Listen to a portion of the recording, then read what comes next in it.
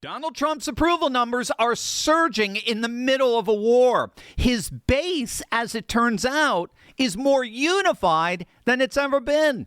And as of yesterday, Republicans are flipping seats that haven't been read in 4 decades. And now the SAVE Act, the single most important election integrity bill in American history, just got a breakthrough that nobody saw coming.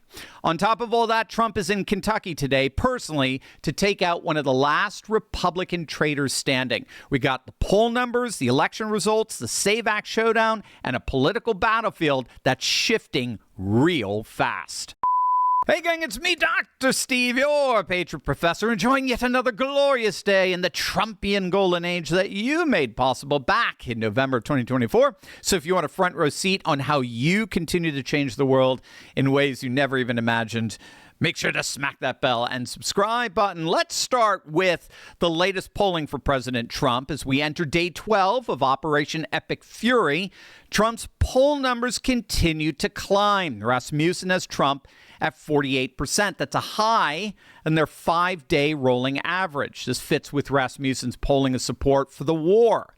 They found likely voters supporting the war 52 to 42. That's a 10-point margin. Very strong, very solid, especially given the fact that Trump didn't even bother to sell the war, if you think about it, to the American people, right? He just went ahead and did it, right? No special speech and no address to the nation. He just started bombing and then basically said the results will sell itself. I mean, the results of this extraordinary military operation will sell themselves. And the polls show they are already doing that. In terms of the claim that the Iran war is fracturing the base, take a look at the latest from YouGov.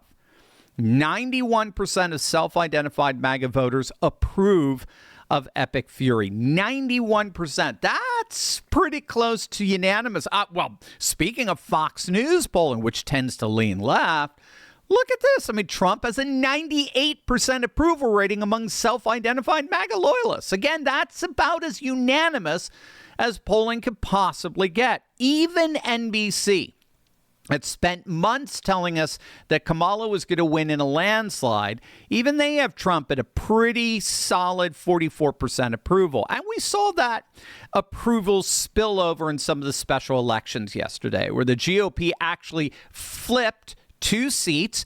Republican Jeannie Lacroix flipped a deep blue seat on the Prince William County Board of Supervisors in Northern Virginia. She's the first Republican to hold the Woodbridge seat in 38 years.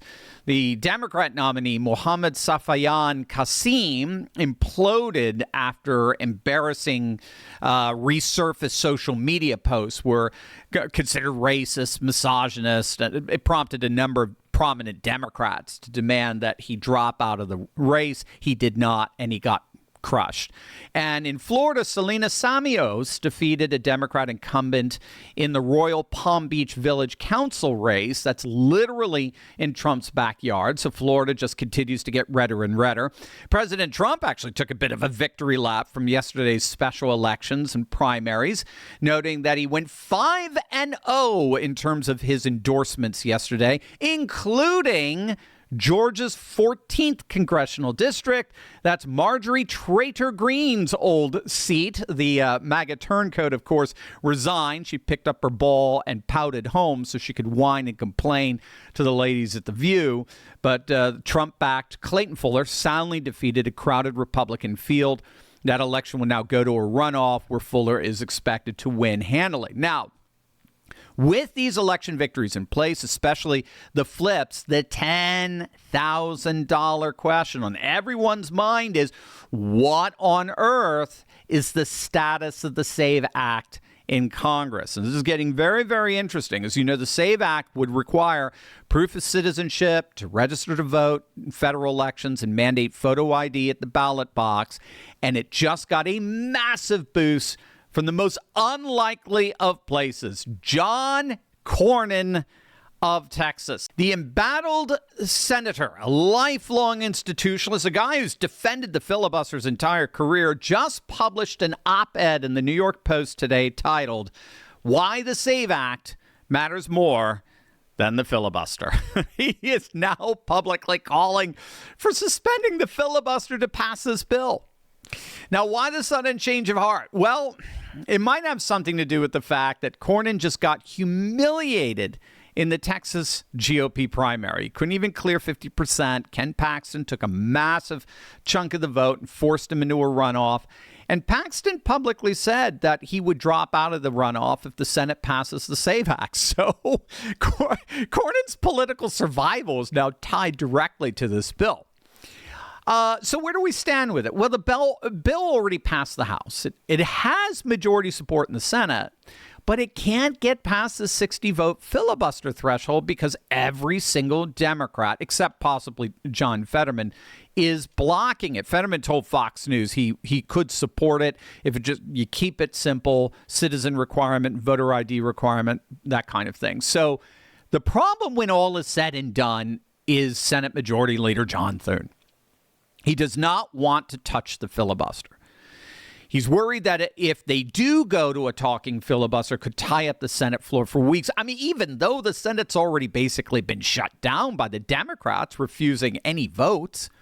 But there is good news on the horizon, and I'm going to show you exactly that. But first, let me tell you what's really happening right now while the media spins you in circles. Trump's tariff wars are still hammering traditional markets despite the Supreme Court decision.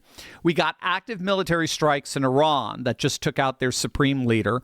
Oil prices are spiking. Stock markets are bleeding. And many are asking, is this the end of crypto? Well, here's what they're missing. Bitcoin just held $60,000 after dropping 52% from its all-time high.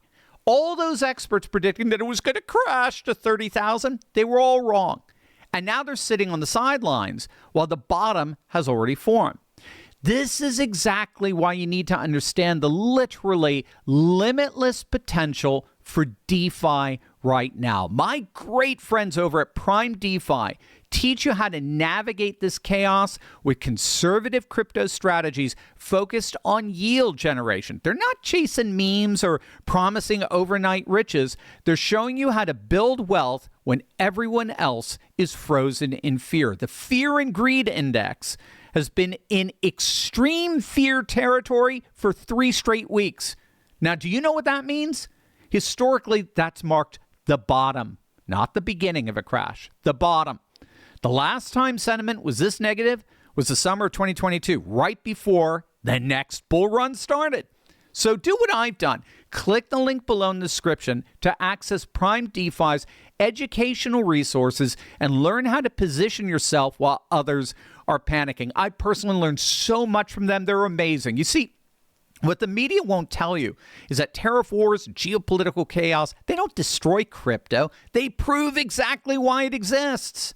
When traditional finance gets weaponized, when governments use trade as a cudgel, when your dollar loses value because of political games, DeFi becomes the only place where you control your wealth. No government can freeze your DeFi wallet. No bank can tell you what you can or can't do with your assets. And get this, while retail investors are panic selling, institutions are parking billions in stablecoins, waiting to deploy. They're not scared. They're calculating. They know what you're about to learn from Prime DeFi. Volatility isn't risk when you know what you're doing. Volatility is opportunity. Let Prime DeFi show you what they showed me, how to use their step-by-step educational approach to DeFi and conservative crypto strategies. Click that link below and discover how to turn chaos into opportunity with Prime DeFi's proven strategies for yield generation and wealth building. Click on that link below right now. We were just talking about the talking filibuster. I do believe they will nuke it. But regardless, Kayleigh, we have the majority in the Senate now, along with the House majority and with the White House. We don't know how long that will continue. But we know that there is a chance that a year from now, things will be different. So let's give it a shot now. And particularly since this regards election security and our ability to win a fair election may well depend on passage of the Save America Act. Why would we waste any time? Even if there are other legislative priorities we want to tackle, why not deal with this first, knowing that it's going to take some time and knowing how important it is to maintain the president's agenda and the congressional minorities in Republican hands, the congressional majorities need to not turn into minorities. And that's exactly why we've got to do this and pass the Save America Act. That is the great senator from Utah, Mike Lee. He's been the tip of the spear on this. He co-authored the original legislation. He's been rallying conservatives online to hammer the Senate into action. He clearly believes it can pass, as does Louisiana Senator John Kennedy. He's exploring whether they might be able to slip it in through budget reconciliation, which only requires a simple majority. He does admit there are serious procedural hurdles with something called the Byrd Rule, and that Senate parliamentarian might veto it. And here's the wild card. Trump himself now has said that he will refuse to sign any legislation, anything, until the SAVE Act passes. He's also pushed to attach additional provisions, such as banning mail-in ballots. So he's going all in on this. So who are the holdouts? Who are the holdouts now as we speak? Well, it's the usual three. It's Murkowski, it's Collins, and it's that bitter old man McConnell. Three Republican senators who are either opposed or, quote, skeptical.